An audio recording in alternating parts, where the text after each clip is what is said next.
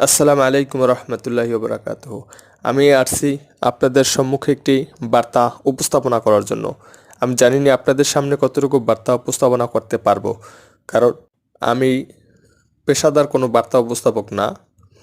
আমি একটি জনগণ হিসেবে, একজন ভোটার হিসেবে কিছু মতামত আপনাদের সামনে তুলে ধরতে চাই।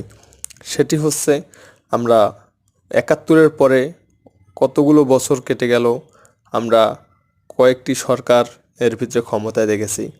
তারা কি আমাদের দিতে পারছেন এবং কি দেশের জন্য করতে পারছেন, সবগুলি আমরা দেশের জনগণ হিসেবে, নাগরিক হিসেবে দেখেছি।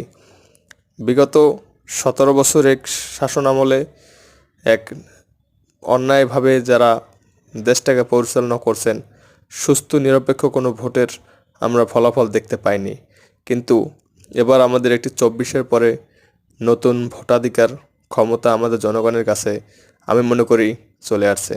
এখন আমাদের নিরপেক্ষভাবে যোগ্য প্রার্থী উপস্থাপনা করা দরকার।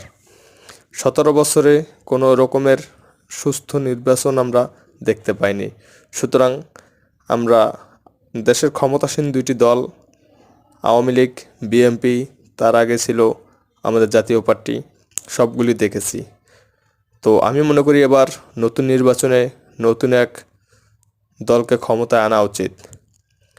ভেবেচিন্তে দেখেন কোথায় ভোট দেবেন। ধন্যবাদ।